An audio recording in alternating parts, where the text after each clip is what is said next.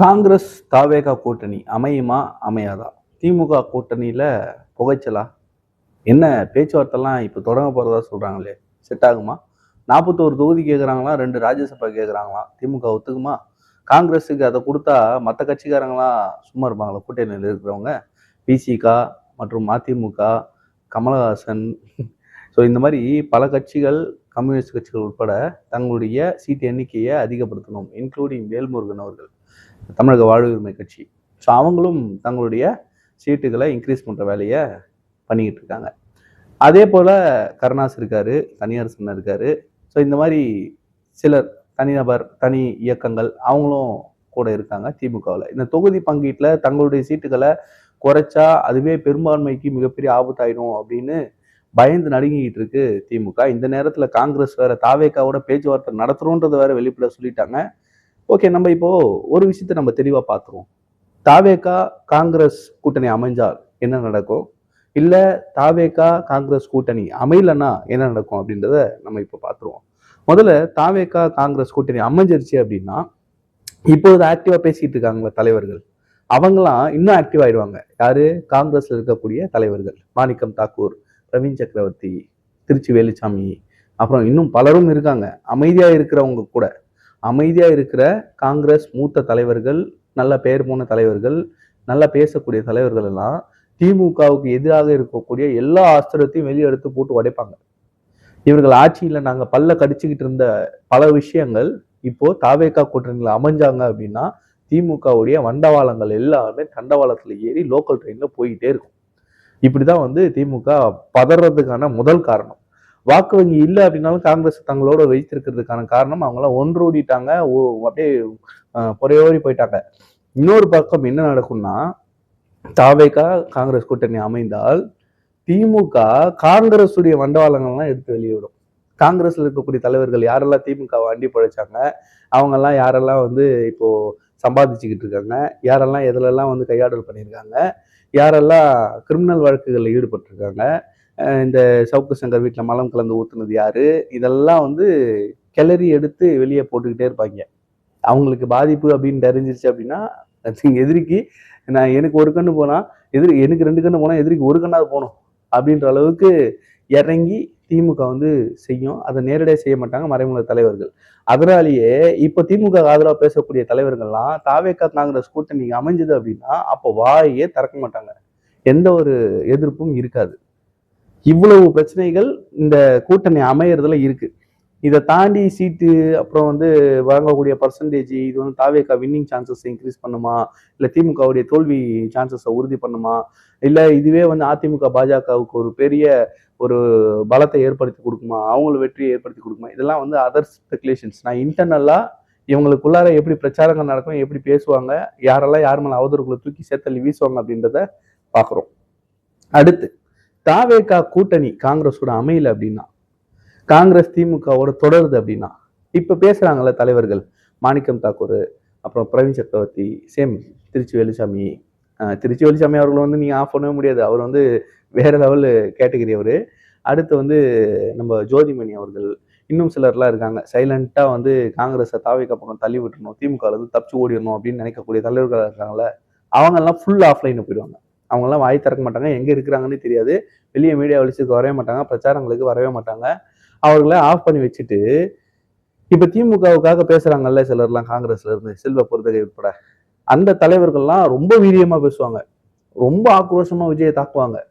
கரூர் விஷயத்துல இன்னும் மேல போய் இவங்கெல்லாம் தாக்கி தாக்கி பேசுவாங்க. பாஜக பிடிஎம்னு சொல்லுவாங்க, ஆர்எஸ்எஸ் வளர்த்துக்கிற குழந்தைன்னு சொல்லுவாங்க. எப்படி இன்னைக்கு திரும்ப ஒரு பாண்டிங்ல, திமுகவோட பாண்டிங்ல போயிட்டு இருந்தனால தூங்கி எழுந்தாலே ஆர்எஸ்எஸ் பெற்ற பிள்ளை தான் விஜய், அவர்கள் வழிகாட்டுதல் எல்லாம் நடத்துறாரு அப்படின்னு வாய் கூசாம பேசிக்கிட்டே இருக்காரோ, அந்த மாதிரி இந்த பாண்டிங் செட் ஆயிடுச்சு அப்படின்னா செல்வ பெருந்தகை மாதிரியான ஆட்கள், காங்கிரஸ்ல இருக்கக்கூடிய தலைவர்கள் கண்டிப்பாக வசை மாறி பொழிவார்கள்.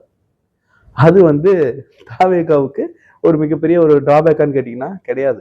ஏன்னா ஆட்சியில இருந்தவங்க குறைய மறைக்கிறதுக்கு நீங்க புதுசா வரவங்க குறை சொல்றீங்கன்னு, அதுவும் நெகட்டிவா திமுக கூட்டணிக்கு தான் போய் சேருமே தவிர தாவேகாவுக்கு எந்த பாதிப்பும் இல்லை. காங்கிரஸ் வந்தா அவங்களுக்கு சீட்டை கொடுத்த ப்ராமிஸ் படி அவங்களுக்கான அதிகாரத்தையும் பகிர்ந்து கொடுத்து, இங்க ஆட்சியில் அதிகாரத்தில் பங்கு கொடுத்து தாவேகா ஆட்சி அமைக்கும். அது உறுதி. அதுல எந்த ஒரு மாற்று கருத்தும் இல்லை. முக்கியமா நம்ம பார்க்குற ஒரு குவாலிட்டி அப்படின்றது, எந்த இடத்துலையும் தலைவர் விஜய் அவர்களோ இல்ல தமிழக வெற்றிக் கழகமோ சொன்ன ஸ்டாண்ட்ல இருந்து மாறி நின்னதே கிடையாது. காம்ப்ரமைஸ் ஆனதே கிடையாது. ஆனா இது வரைக்கும் எல்லா விஷயங்களையும் மாறி மாறி பேசி, பொய் பொய்யா பேசி, மாறி மாறி ஸ்டாண்ட்ஸ்ல நின்னு, இரட்டை நிலைப்பாடுகள் எடுத்து, பாராளுமன்றத்துல ஒரு நிலைப்பாடு, இங்க மீடியா முன்னாடி ஒரு நிலைப்பாடு, கோர்ட் ஒரு நிலைப்பாடுன்னு மாத்தி மாத்தி நின்னு, மக்களை ஏமாத்தக்கூடிய வேலையை திமுகவும், பாஜகவும், அதிமுகவும் தொடர்ந்து செஞ்சுக்கிட்டே இருக்கு. நடுவுல இருக்க காமெடி பீஸுங்க வேற. 2 பேருக்கு நடுவுல தான் போட்டியா அப்படின்னு நாம் தமிழருக்கு விஜய்க்கு தான் போட்டின்னு சொல்லி இங்க சண்டை போட்டுக்கிட்டு இதுல வேற ஹைப் கொடுக்குறாங்களா யாருக்கு? சாட்டை துரைமுருகனுக்கு. சாட்டை துரைமுருகன், இடும்பாவனம் கார்த்தி, இவங்க 2 பேர் போதும் நான் தாவேக்காவை காலி பண்றதுக்கு, விஜயை காலி பண்றதுக்குன்றாங்க. ஏய், இங்க 2 பேர் இருக்காங்கடா, அனந்த் ஜித்தும் ஜெகதீச பாண்டியனும். அந்த 2 பேரை சமாளிக்க முடியுமா உங்களால? உங்க அண்ணனை போட்டு போல எடுத்துக்கிட்டு இருக்காரு, ஒருத்தன் வாயை திறக்க மாட்டேன்றீங்க. இன்னும் அந்த ஏதாவது பேசினா வேற ஏதாவது சொல்லாம இருக்கிறதெல்லாம் எடுத்து சொல்லிடுவோம்னு பயந்துகிட்டு இருக்கீங்களா? மனசை அந்த வெளுக்கிறாப்புல. ஏன்னா என்னென்னமோ சொல்றான், ஏகவசனம் பேசலாம், வாய முடிட்டு சும்மா இருக்கீங்க அப்படின்ற மாதிரிதான் இருக்கு அந்த கிட்னி திருடுற காமெடி.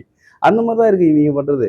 என்னத்த சொல்றதுன்னு தெரியல. இந்த அனந்த் ஜித்து, ஜெகதீச பாண்டியன், இந்த 2 பேர் போதும். இவங்க 2 பேர் டீல் பண்ணிட்டு போயிருங்க. நாம் தமிழர் டோட்டல் க்ளோஸ். அவங்க சம்மந்தமே இல்லாம ஆட்சியாளர்களை கேள்வி கேட்டுக்கிட்டு ஆனா புதுசா வரவங்க எல்லாரையும் கடிச்சுக்கிட்டு இருக்காங்க. இப்படிதான் நான் புதுசுல வந்து விஜயகாந்த் அவர்கள் வரும்போது கடின்னு கடிச்சாங்க. அப்படியே இந்த பக்கம் ரஜினிகாந்த் அவர்கள் வரேன்னு சொன்னோடனே கடின்னு கடிச்சாங்க. கமலஹாசன் வந்தோடனே அவரையும் போட்டு கடின்னு கடிச்சாங்க. இப்போ இவன் இருந்தாலும் கடிக்கிறாங்க. இவங்களுக்கு என்னன்னா, இந்த மாதிரி புதுசா வர்றவங்கள கடிக்கிறதுக்காக ஒரு அஜெண்டாவை போட்டு செட் பண்ண மாதிரி தான் இந்த டீம் இப்போ மாறி போச்சு. இதுல வேற நடுவுல வந்து காமெடி பண்ணிக்கிட்டு எங்களை பேசுற, எங்களை போல பேசல, பேச்சாளர்கள் இல்லை. இப்ப சமீபத்துல பாத்தீங்கன்னா இந்த ஊடகங்கள்ல விவாதங்கள் அப்படின்ற பேர்ல சில இதெல்லாம் நடக்குது. அதுல வந்து தமிழக வெற்றிக் கழகத்தின் தலைமை அறிவிப்பு இல்லாம, அனுமதி இல்லாம யாரும் கலந்துக்க கூடாதுன்னு ஒரு அறிக்கை வேற கொடுத்துருக்காங்க. இந்த பப்ளிக்ல நடத்தக்கூடிய விவாதங்கள்லாம் மக்கள் முன்னாடி நடத்தும் பொழுது அது கட்சியுடைய தொண்டர்கள் வந்து அந்த இடத்துல வந்து பல விஷயங்கள் அங்க பண்ணும்போது அது அடிதடி வரைக்கும் போறதெல்லாம் நம்ம பார்த்துருக்கோம். அந்த மாதிரியான டைப்பை சேனல்ஸ் அவங்களுடைய ப்ரொமோஷன்ஸ்க்காக, அவங்க சேனல் வளர்ச்சிக்காக, டிஆர்பிக்காக, லாபத்துக்காக இதெல்லாம் வந்து ஷோஸா புதுசா ஏதோ ட்ரை பண்றாங்க. பப்ளிக்ல பண்ணலாம், இந்த மாதிரி சண்டை ஆச்சுன்னா டிஆர்பி ஏறும், இதெல்லாம் வந்து இப்படி பண்ணலாம் அப்படி பண்ணலாம் அப்படின்லாம் வந்து ட்ரை பண்ணி முயற்சி பண்றாங்க. இதுக்கு நம்ம ஹீல்ட் ஆக வேணாம். இன்னொன்னு, அங்க தெரிந்தே சதி சில இதெல்லாம் நடக்குது. எப்படி நடக்குதுன்னா, இவங்க என்ன பண்றாங்க, மாற்று கட்சின்னு இப்ப திமுக, அதிமுக, நாம் தமிழர் கட்சியில எல்லாம், நாம் தமிழர் கட்சி கூட விட்டுருங்க, திமுக, அதிமுக, பாஜக யாருன்னா பேசுனாங்கன்னா அவங்க பேசும்போது குறுக்கிட்டு யாரும் கேள்வி கேட்கறது இல்லை, இல்ல கத்துறது இல்லை, இல்லைன்னா ஆங்கர் வந்து குறுக்கிட்டு துணை கேள்விகள் கேட்கறது இல்லை. அது அந்த மாதிரி இரிட்டேட் பண்ணாம அவங்களுக்கு தெளிவா பேச விட்டுட்டு, தமிழக வெற்றி கழகத்துல இருந்தோம், நாம் தமிழ் கட்சி வந்து நம்ம புதிதாக இருக்கக்கூடிய கட்சிகள் வந்து அவங்களுடைய கருத்தை எடுத்து வைக்கும் போதே ஒரு கருத்தை சொல்லி முடிக்கிறதுக்குள்ளாரவே அதுக்குள்ள துணை கேள்வி. ஓ இப்படியா, ஓ அதை எப்படி சொல்றீங்களா, இது இப்படி, அப்ப இப்படி என்ன பண்ணுவீங்க அப்படின்னு மாத்தி மாத்தி துணை கேள்விகள், சொல்ல வரக்கூடிய கருத்துக்களை வந்து சொல்ல விடாம தடுக்கக்கூடிய வேலைகளை பண்றாங்க.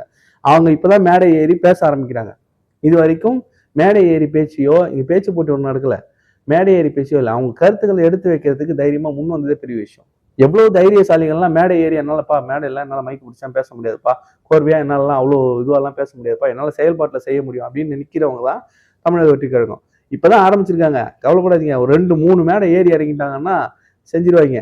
ஆனா இப்ப என்ன நடக்குதுன்னா, அந்த மாதிரி ஏத்திட்டு இவங்க கேட்கிற கேள்விக்கு, அவங்க சொன்னது எப்பவோ கேட்ட கேள்விக்கு இப்போ சொல்ற பதில கட் பண்ணி, ஜாயின் பண்ணி, மெர்ஜ் பண்ணி, அந்த ஜோக்கர் மாதிரி சித்தரிச்சு இந்த ட்ரோல் பண்றதுக்காகவே சில சேனல் சில விஷயங்களை பண்ணுது.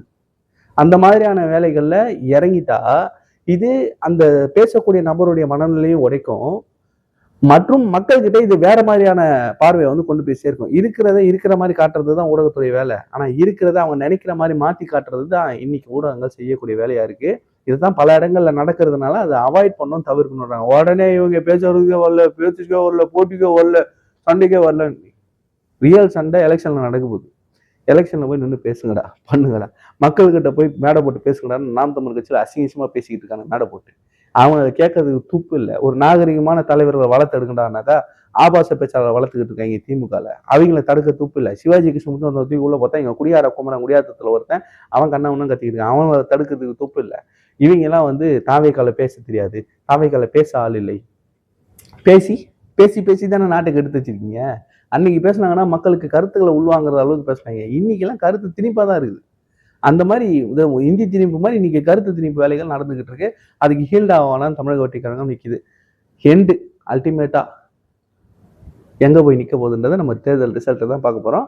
இந்த பதிவை பத்தின உங்களுடைய கருத்துக்களை கமெண்ட்ல சொல்லுங்க. நன்றி. நான் வேலூர் என்கேஆர்.